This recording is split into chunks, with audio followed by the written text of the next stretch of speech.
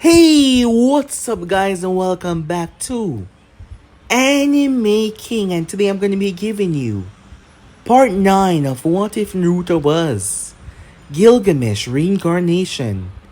Remember to get this one too 100 like as usual, share this to all of your friends in your social media platform, and also guys, if you're new and this is the first time you're hearing my voice, yes, I indeed have 3 more channels which I post what if on every single day for you guys to enjoy. All the links will be down in the description for you guys to go ahead, check them out and become a part of the Anime King family.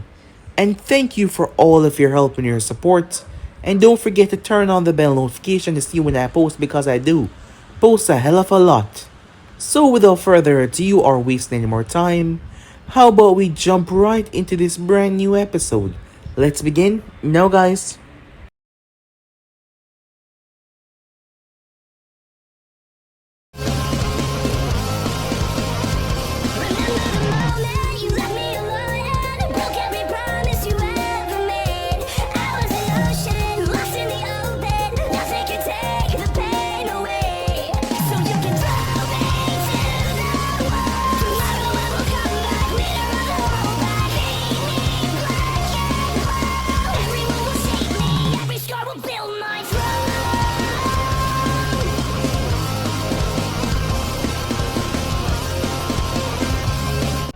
So the last spot we left off, Enkidu made his way towards Kumo, sensing the closest person nearby, which was none other than Yujito. Knocking out 2 Kumo ninjas, he jumped as he made his way towards the 8-Tail Valley. When Enkidu landed downwards, Killer Bee tried to stop him, but Killer Bee was easily subdued by his golden chains. Both him and Yujito went toe to toe. Unfortunately though, she wasn't as strong as him. She was going to be taken down. The Raikage and his people were making their way. However, something sent him sailing as Naruto was now standing there, having arrived from the Hidden Leaf, making his way to Kumo as he arrived towards this rather unholy site. Luckily, Jiraiya had came as well, allowing him to speak to the Raikage on Naruto's behalf. A fight then took place as Yujito told him that it was best that if they didn't get involved. Both Naruto and Enkidu made their way. A vicious battle as they took down mountains. They split the earth. They vanished oceans. Enkidu had a lot of abilities, as most of them seemed to revolve around the nature, manipulating the earth like it was paper, doing as he pleased. His mind was a very powerful tool. The battle dragged on for a full 24 hours, as the place was littered with Naruto weapons. He emptied his vault. Enkidu was still standing, the only person that had faced him so far, and still remained on their feet. It just goes to show how powerful he was. The both of them collapsed as Naruto ended up laughing, finding the challenge rather wonderful. This was the challenge that he was looking for, someone to truly push him and test him. However, during the battle, Enkidu came to the realization that his purpose was wrong. He truly believed that his purpose was to kill Naruto and Yujito because of their link. However, the two weren't as bad as he thought, as both him and Naruto had a heart-to-heart as they spoke to one another, allowing him some self-reflection. Skipping to the Hidden Leafs, now they got good news that everything was fine on their side. That damn brat was always doing something really stupid, and she was going to punish him when he get back. Naruto sat down with the Raikage and had a conversation, revolving their village becoming united because of his growing interest in Yujito. The Raikage has never come across someone so brave and someone so dumb at the same time. He actually found it humorful. He decided that growing his village strength and making his village stronger was in the best interest of everyone here. So he allowed this to happen, as a deal was made on that day. that will mark the history of the rest of the world. Unfortunately though, returning back to the Hidden Leaf, Sasuke Uchiha had fled the village. Yes, Sasuke had ran away. Naruto told Tsunade that there was nothing to worry about. The next time he found the Sannin, he was going to kill him, and drag the Uchiha back kicking or screaming if he wanted. Naruto also had a rather interesting conversation with Yujito, the both of them having a heart-to-heart to understand this attraction between them. Making his way towards the land of Wave that was growing in popularity and in revenue as well. As Naruto met up with Karen, Enkidu was also here as well, as he found himself enjoying this structure and the people that were here. It was rather relaxing, as he was gaining a new philosophy on the earth, on himself as well. As for Naruto, he told Karen about his trip to Kumo and what happened between him and Yujito. It broke her heart. However, Naruto clarified that he felt feelings like that for her as well, and he also wanted her to be a part. What is going to happen? She was surprised, as she got overwhelmed with feelings and ended up kissing him, despite what he had said earlier about Yujito, because she liked him. Ever since he saved her life, ever since she laid eyes on him, she fell for him, and she didn't want to lose that between them. However, there was another problem, as Enkidu came to speak to Naruto on what was out there. The three of them, he could say certainty, was not from this world, but they were here now. Their past does not seem to judge their future, but while Enkidu was a powerful force, there was something else there that Enkidu could feel. Something that wasn't exactly all-knowing and seeing. A beast. Something that was just meant for destruction. Something that would literally destroy the entire planet if they did not stop it. Something much worse was coming, and they had to find and defeat and kill that monster. So yeah guys, basically as we left off, you guys can switch across the place to yourself so to begin this new episode. We begin this brand new episode in the Hidden Stone. It was a peaceful day in the land of rock. The nation was calm.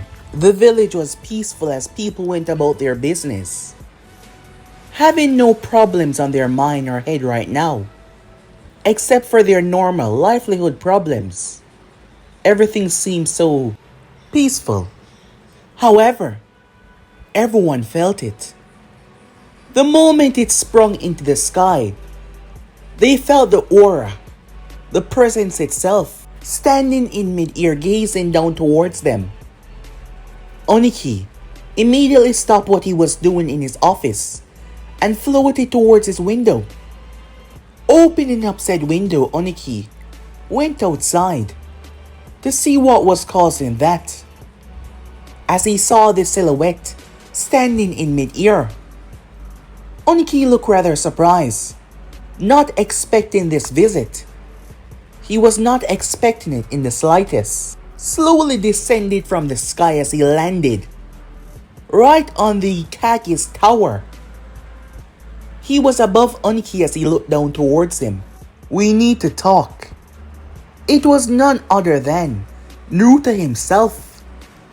Naruto had changed a lot ever since that battle that raged for an entire day, without rest, without any stopping, where him and Enkidu had wiped away mountains, cracked the earth, empty oceans. It has been 3 years since then, and in those 3 years a lot has happened within the elemental nation and within Naruto's life as well. Now standing at 6'1" is blonde hair, resting comfortably as usual, his red eyes gazing down towards Oniki. Naruto was wearing a golden shirt. It was rather unusual. However, the material that created it was the most expensive in the entire elemental nation. The fabric, just a small piece, was worth an extreme amount. Said golden shirt was open at the front, exposing his chest. While it was not overly muscular, his body was toned from the constant fighting and moving around to show that his muscles had grown a lot. There was a strange marking on his shoulder, a red marking intertwining and overlapping, like a tattoo. He had golden guards on his wrists, stopping before they could reach his elbow. He had a sash, a red sash wrapped around his waist, that blew in the wind. His lower half mostly consists of golden armor, which looked rather flexible, which made no sense given the material that it was supposed to be made out of, along with the golden boots. There was nothing else on him, no weapon, and his ears were now pierced with 2 golden earrings. As Naruto's gaze was looking down towards Oniki, as he slowly descended down, his feet touching the ground. Immediately, Anvus surrounded him, their weapons pointed at his throat, at all of his vital area. However, Naruto did not even look at them. His gaze was still on Oniki. "You dare step into my village without any reason, without purpose, without any authority," Oniki said, sounding rather upset about this intrusion on his village. "Do you know the political problem that you are starting here, child?" he said, hoping this stupid upstart knew what he was doing. However, Naruto's gaze did not waver. "Do you see a Konoha headband on me?" said Naruto. Oniki noticed that he did not have anything to represent Konoha right there. "It doesn't matter," he said. "You have no right to enter my village, and for that, shut your mouth," said Naruto. All of them were surprised. They didn't expect him to say that. "I'm not here to hear anything from you. I'm here to talk about what you've done. Recently, one of my boats was attacked by stone ninjas. Only one survived. All of the people on that boat died. All the supplies were taken away. For months now, I've noticed that your people have been beyond the shores. However, their action has never posed a threat. So I turned a blind eye time and time again. Even while you set your people to watch nearby the border of the land of fire, because you fear how the world is changing in a direction that you are not a part of. But now, you've made a mistake. 19. That was the amount of people that died. It was a crew of 20. Just a small docking ship. All of their supplies, everything was destroyed. However, one was able to survive. And even though he did, his life will never be the same again. So I'm not here to speak. I'm here for you to understand." With a simple gesture, he barely moved. Oniki and men were all surrounded as gates opened up behind them. Weapons came out of them with quick successions before the Anvus could even move. It split their bodies, skulls, chests. They dropped like fly. The ones that tried to deflect it when it made contact with their weapons, it exploded, blowing half of their face off, tearing their body into 2. As Naruto was surrounded by a force field that protected him from all the destruction, the top of the tower caved in. However, the next moment Naruto was trapped in a square. Oniki's hands were outstretched. "I'll turn you into dust," he said. There was no hesitation there. He released his particle style as Naruto seemed to be erased. However, Oniki felt dread as he looked up slightly as their Naruto stood in mid-air, completely fine. 10 gates opened up behind him. as 10 blades shot outwards. Oniki tried his best to move. However, they were so incredibly fast. One slice across his arm, another slice across his leg, as he evaded the others. However, Naruto was now behind him, as he sunk his feet into Oniki's face, kicking the old man out of the sky.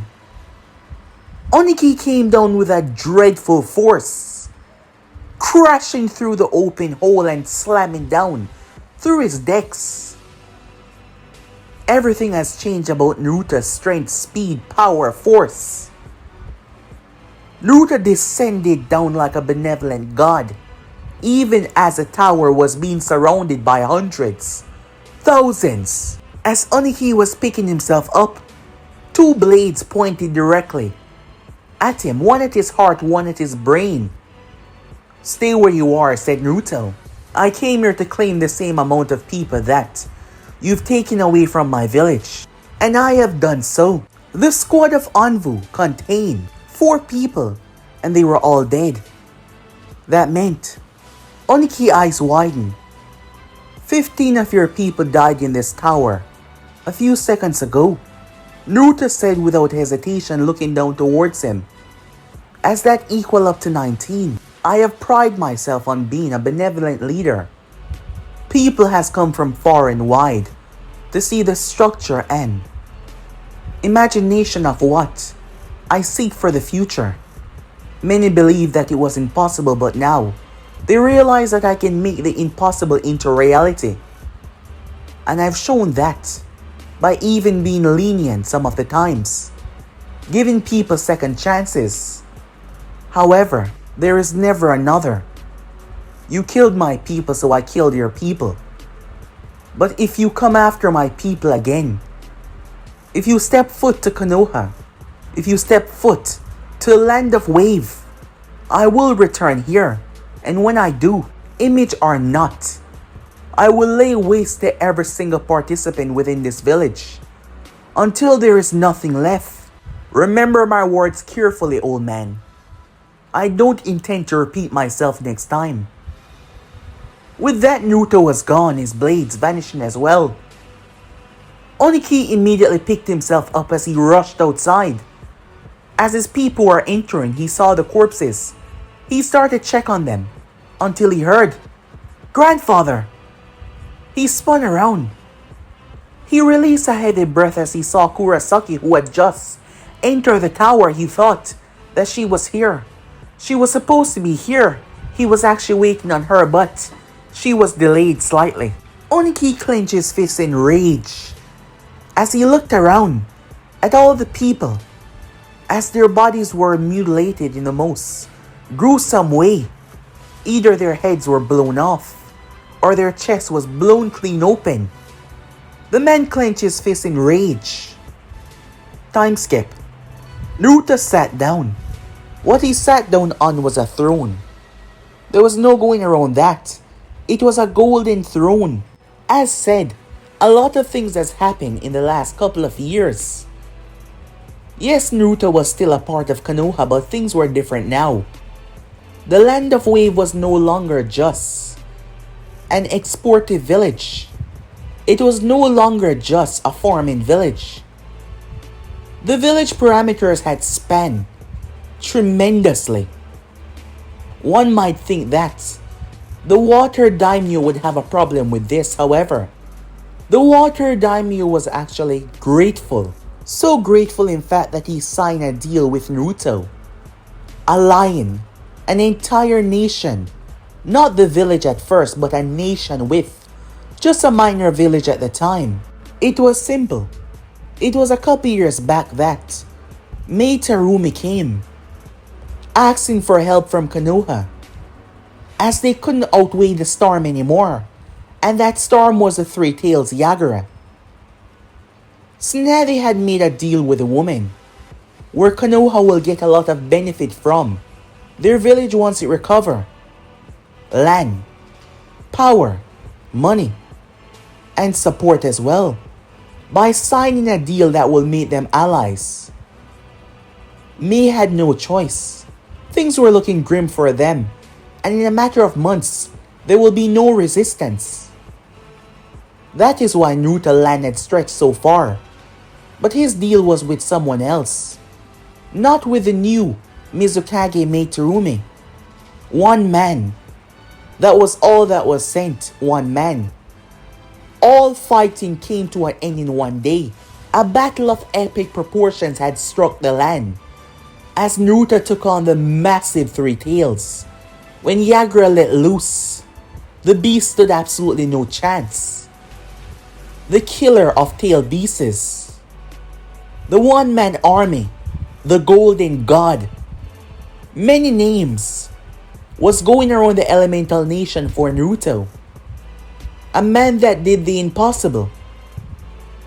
However, the Mizukage wanted to also execute the Water Daimyo because the man was in support of Yagra.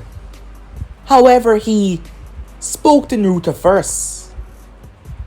What he promised him was something that Naruto refused to give up, as he would expand his own village into their territory and grow the land of Wave into something beyond expectations.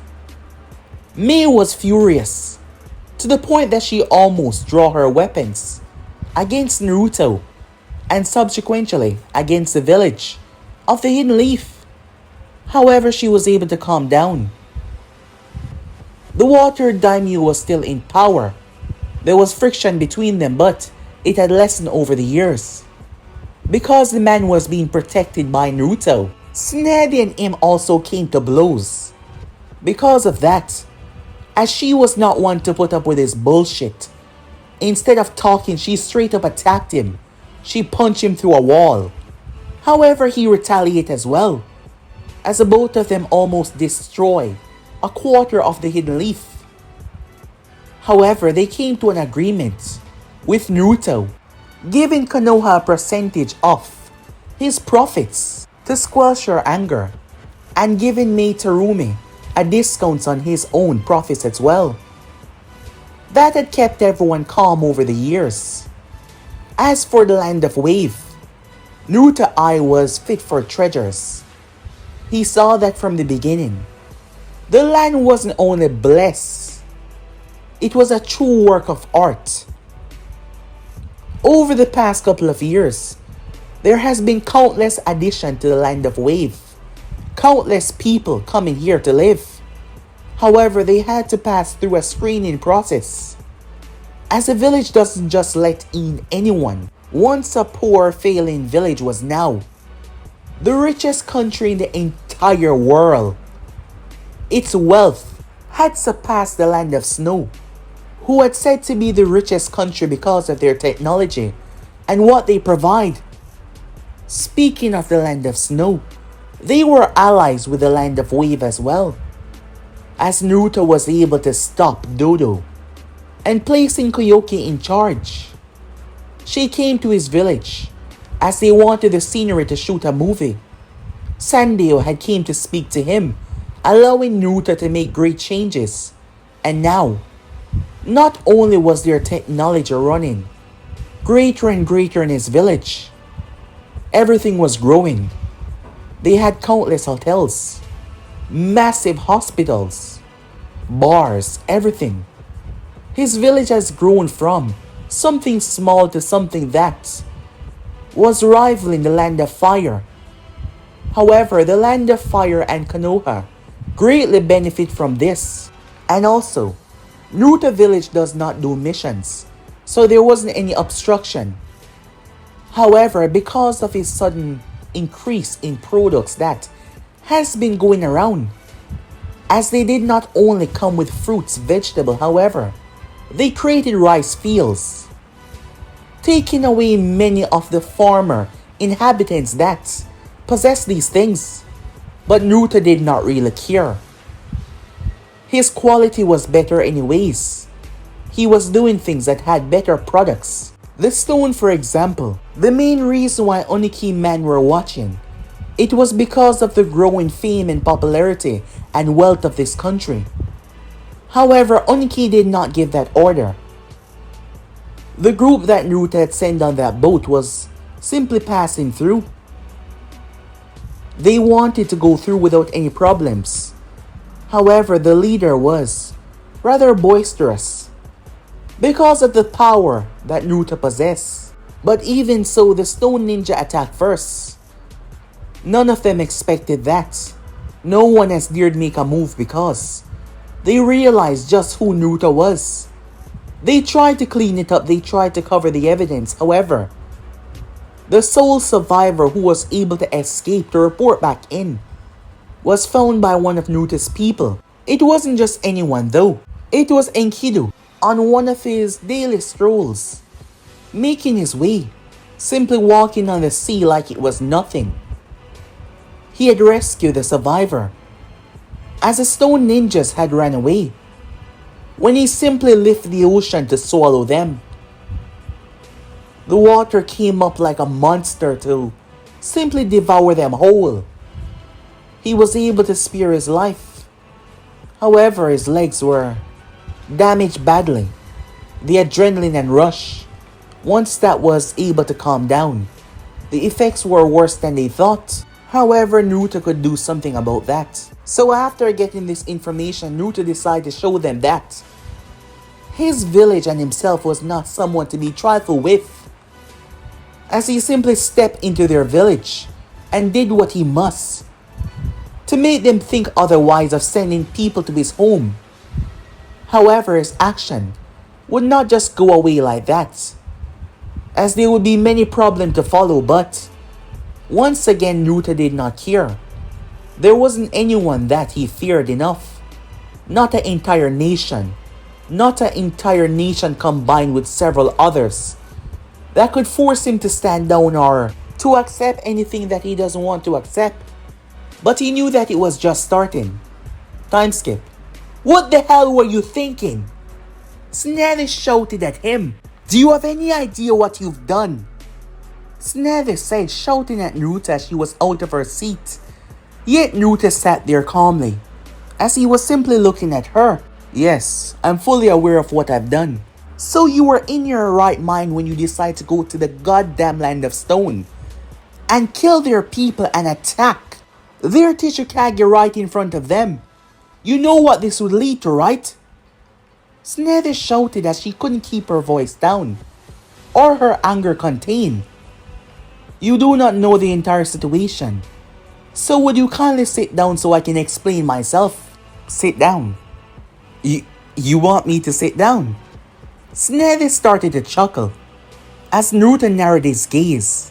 Immediately, one of his receptors appeared, as her fist was in the right direction. However, his powerful receptors that could take a lot exploded when her fist made contact with it, causing Naruto to move away from where he was, as he simply dressed back. However, there was no fear on his face, despite the amount of force that she put in her punch. The both of them had came to many blows over the years.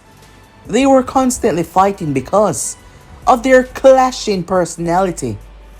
Neither wanted to submit, despite the fact that she was a Hokage, but things had changed a lot, involving Naruto being a ninja of this village. He was still connected to Konoha, but things were different now. She was actually the one that gave him more power than he had before, and now it was biting her in the ass. You would think that the envoys would intervene, but they've come to learn that getting between these two, despite her being the Hokage, would result in a death sentence, given how ferociously they fought, despite the both of them not actually wanting to kill each other. Are you done? Said Naruto. The veins in her hand were more than pronounced as she clenched her fist. However, she took a deep calming breath as she started to count. It was a method that helped her stay calm. Around Naruto, she needed a lot. She sat in her chair, a smile on her face. Go ahead. Tell me your reason for doing this, she said, behaving too calm. My people were attacked, said Naruto. She had no idea of that. Judging by the look on her face, a crew of 20 went out to deliver a shipment. However, only one returned heavily wounded. The Hidden Stone has been at the border shores and also been watching Konoha border as well for some time now. They hadn't made a move, so I allow them to coexist there, knowing that they're simply afraid of what the world is turning into without them. However, my people were killed, 19 dead. So, my action was simple. I went to his village and killed 19 people, said Naruto. Retaliation of those that died. Before you go on, before you say anything, do you know the reason why Orochimaru decided to attack this village? Tsunade narrowed her gaze. His hate of us, of everything within this village was there. However, it's because of how Hiruzen allowed it to be run. While I respect him greatly, over the years had softened him greatly, making Orochimaru believe that his weak sound ninja and the Sand Village could stand up to the great nation Konoha. However, I on the other hand, I will never make that mistake, and it doesn't truly matter the repercussions that come after. I will weather it all, said Naruto.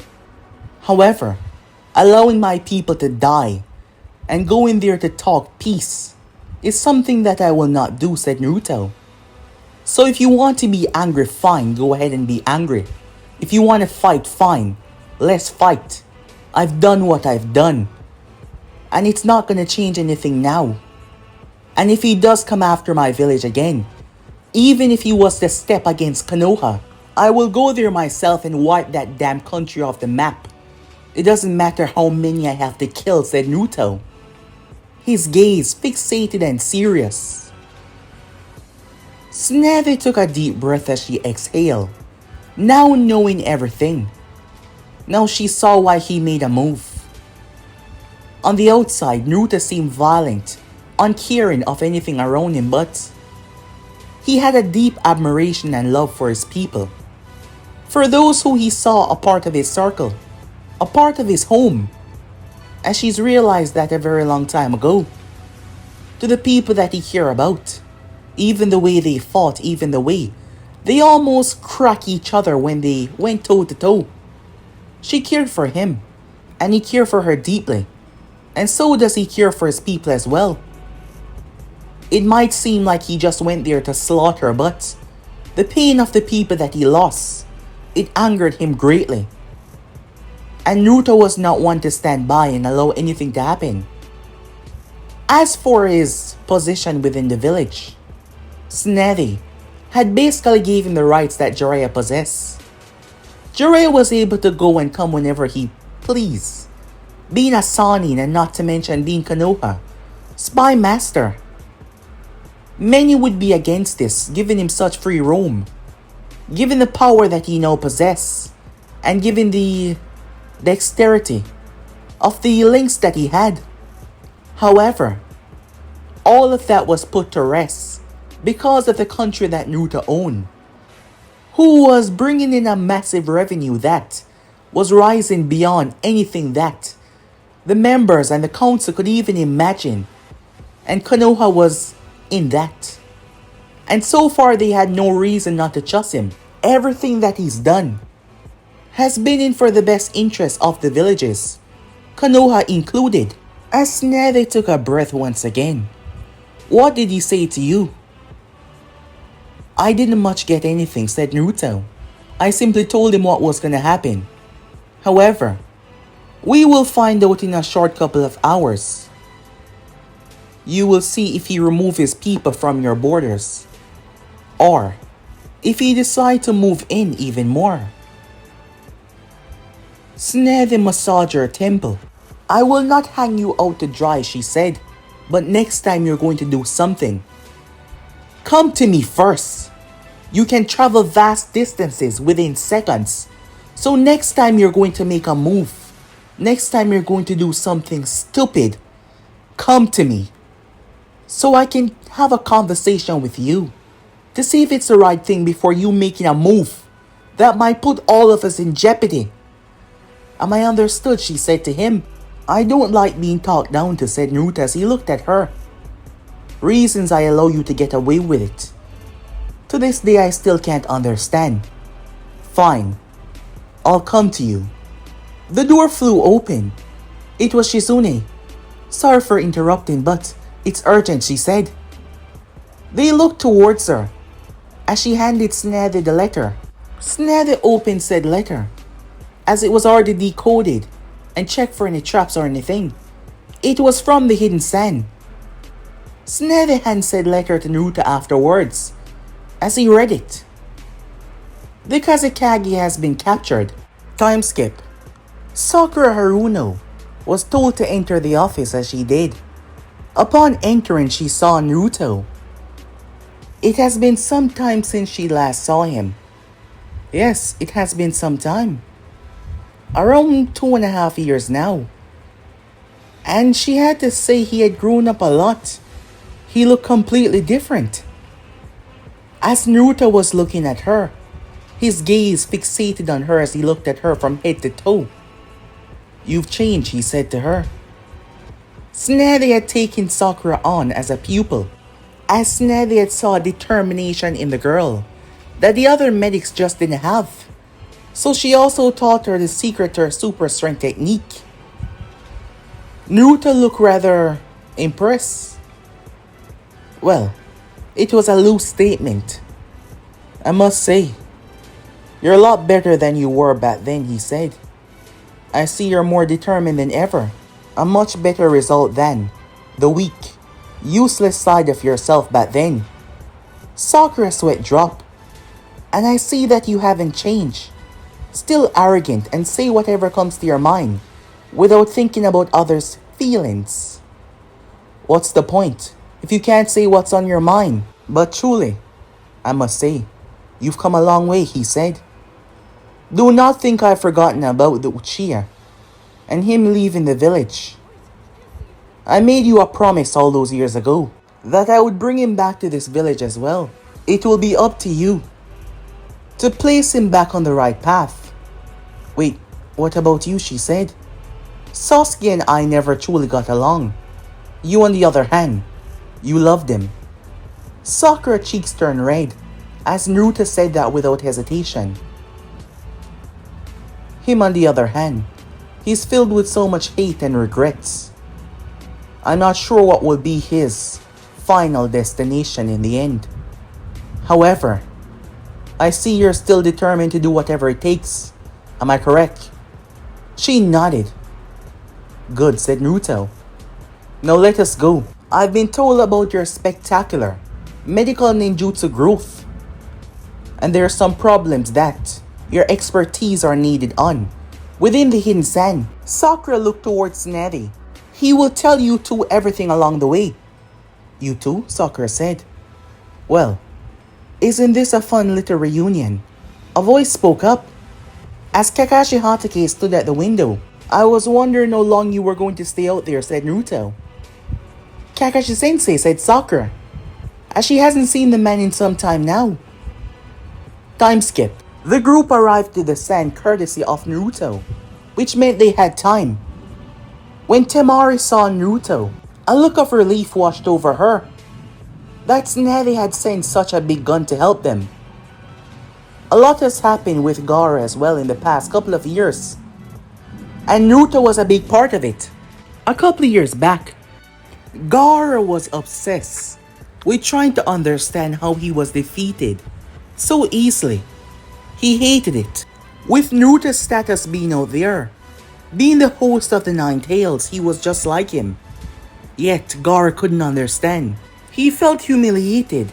He felt angry that he was beaten into an unconscious state, and that he was thrown around like he was nothing. It was just something that he couldn't get over, something that he couldn't pass. The rage overtook him. The bloodlust from Shikaku. Gaara came to Konoha with the sole intention of killing Naruto. Yes, in the past he didn't even like when people look at him wrongly. and Naruto had hurt his pride, so he came to kill him. Unfortunately for him, before he even arrived to the gates, Naruto was returning from the land of Wave and spotted him. Gaara tried to fight, but once again Naruto knocked him around like he was nothing. And this time Naruto was going to kill him. However, he stopped. In the last possible moment he stopped.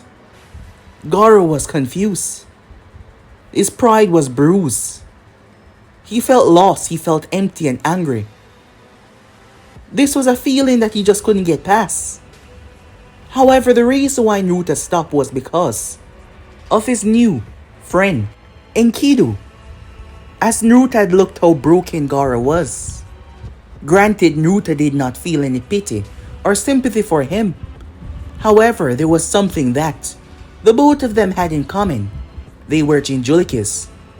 While that was never a problem for Naruto could see that it was a problem for Gaara.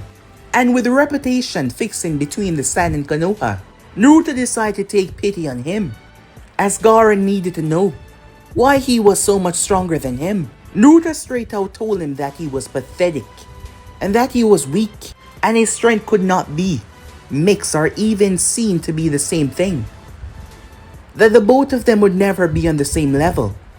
It was not the exact answer that Gaara was looking for when he said if Naruto was alone, if that is what made him strong. Naruto decided to fix that wrong and told him that while his strength had never wavered, it was growing greater because more than ever before he had a purpose. He had people that he now wanted to protect, people that he wanted to keep safe. He had gripped Gaara by the shirt and pulled him towards him and told him that if anyone hurt those people, he would make sure that he stripped them of everything that make up their existence. It made Gaara thought about his own life, that he had nothing. He's pushed away everything and everyone. In fact, coming here, he had slammed Temari into the wall when she tried to stop him and crushed Kankuro on the ground. Naruto asked him if he wanted him to put him out of his misery and just end his life. But Gaara said no. He wanted to live. Returning back home, they never expected to see him, but he came back. They thought that he would die. Siblings were beyond shock when he apologized. That was not something that they expected at all. He said he was sorry.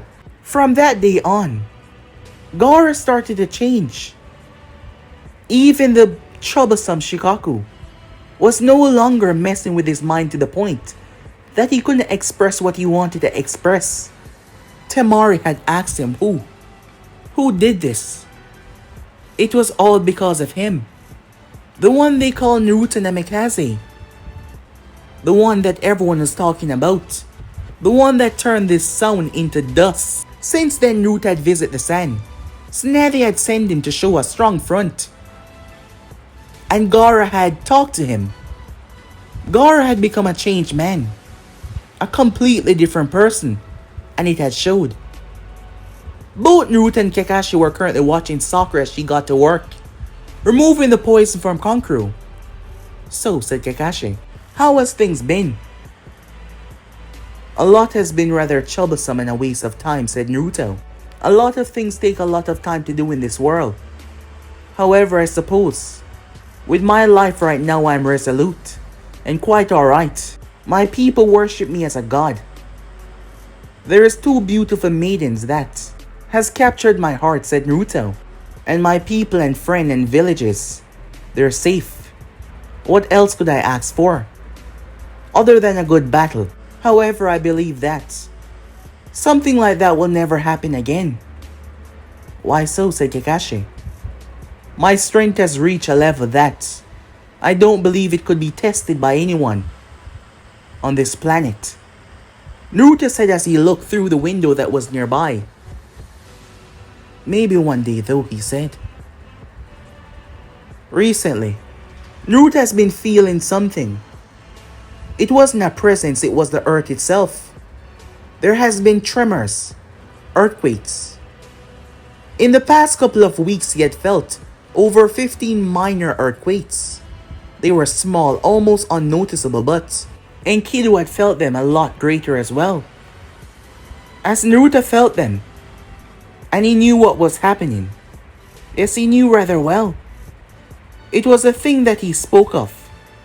The thing that was coming. Neither of them had any idea what the hell was coming for them, or what seek their destruction, but whatever it was powerful, extremely so. But there was no time to think about that. They had a job to do here. Time skip. You upstarts have no respect for your elders. That was the voice of Lady Chiyo as she was cursing at Naruto. He looked towards a woman with a bored expression on his face. My words are truthful. You should have stayed back at the village. We are more than capable of handling this, Naruto said to her, as he was constantly informing the woman that she did not need to be here for this, which was pissing her off, given by the rather curt reaction. While that was going on, the leader of the Akatsuki was not pleased, as he was angry. They were tracking their location, and they were close. Kankuro had torn off a piece of the Akatsuki clothing. It was from sorcery which Kakashi Summon had used to track. However, the problem was, while the others were moving in, Naruto simply teleported away. Kakashi had full faith in Naruto's ability to stop what was ever going on up there. As Naruto arrived hovering above the massive dome, he would have teleported the others as well, but the process was different when he was carrying people, especially more than one. And besides, this was his arrogant side coming out. He didn't really need their help. He mainly came here just to take on the Akatsuki himself. As a Jinchuriki and the group is coming after him, he wanted to bring them down. Naruto could feel what was going on inside, as he could feel the chakra. His eyes was able to see beyond this stone. While it was nothing like the Byakugan, it was much more powerful. Naruto could see between the spaces, literally see through space, and also see through the ages of time. That is how powerful Naruto has grown over the past couple of years. He always held back just because he never truly found a worthy opponent, but when he actually focused and put in the work, as Naruto descended down, this massive rock was supposed to keep all others out because of the powerful sealing ray. However, a staff materialized in Naruto's hand. It was more like a trident with three pointing end going downwards. It was a trident of death. The first, life. The second, soul. And the third, destruction. When three tips came down on the rock that was powered by a very special seal, the rock did not explode. Instead, it decayed, it destroyed, it erased, allowing the wide empty view to peer on them. The members were caught off guard. Purple eyes gazed up towards Naruto, not expecting this at all, as they were in the process of using a few distractions. However, they did not expect this. Naruto's gaze looked towards the Gedo statue as he pulled his hand back with said staff. The Rinnegan eyes that peered towards him realized the danger of seeing what just happened. Because it was no explosion, the thing literally rotted away. Immediately, poof! Everything went off in a poof of smoke. The statue vanishing, Deidara and Sorcery falling down as they landed on their feet. The words from their leader telling them to take the Kazekage and leave. After the battle between Itachi and Kisame versus Naruto, they realized that he was a more bigger threat than they thought. And after what happened in Kiri, they couldn't afford for the One-Tails to be taken away. Immediately, Deidara summoned one of his bird. The bird grabbed the falling Goro with his talon as Sasori leaped and landed on the bird. However, the next moment, the entire inner section of the bird was burst open, clay flying everywhere. All of this happened within just a few seconds. What the hell? Deidara said as they started to fall. Deidara saw a strange chain shooting all over the place. The chain shot from at least 100 angles coming out of the gates. It surrounded the entire place, becoming as large as a cave once was. Then it tightened. Sasori lashed out his tail, but the end of the chain, which contained a spear, tore right through it. Sasori immediately jumped out of his puppet body, jumping through the loop of the chain as the body was ripped to shreds. Deidara opened both hands and released several tiny explosives. Guts! Boom! They went off. As Deidara saw his opening, however, Naruto arrived in front of him. Deidara's eyes went wide as Naruto's feet whipped across his face with such force. Teeth flew from his mouth, blood and spit, as his face seemed to sink in at the side. His body was launched out of the heavens. Boom! He slammed into the ground. As Naruto stood there, holding Gaara over his shoulder, Deidara cursed as he reached into his pouch as he started to mold something into his palm. As Naruto opened up at least 100 gates, Sasori summoned the Kazekage puppet as it shot towards Naruto, its arms extending as poisonous blades came out of it. However, Naruto did not move, he just stood there. He turned a gaze towards Sasori. "It's over," Sasori said, as the puppet swung its arm forward. However, Naruto blinked away, his feet gently touching the ground behind Sasori. Sasori's eyes went wide. No, that was... Boom! At least several blades came down and ripped the Kazekage puppet to shreds. Sasori jumping away from the explosion. However, his right arm was ripped off by Naruto. One single move, he moved at his fastest, and yet he was still caught. Naruto turned as a dragon appeared. Said dragon started to shot miniature dragon from its mouth. At a blinding rate, they shoot towards him with the intent to take him down. Pathetic, said Naruto. As he lowered his hand, a violent blast erupted from the two colliding forces. Deidara used that to run away as he made his way away from the blast, hopping on an owl that he created as he swung around to pick Sasori up. Did I say you could leave? The both of them blinked as Naruto was standing on the bottom of the bird. They jumped off as Naruto split it into 3 pieces. However, as Naruto looked down, the thing was glowing. Guts! Boom! An explosion unlike any other before swallowed the entire place, and Naruto in the process as well. Both men landed on the opposite side. As they stood there, Deidara spat as a few broken teeth came out of his mouth as he looked up with a glare, ready to see the body falling downwards. However, when the smoke and dust cleared, both men were rather shocked. Did you really think that would work?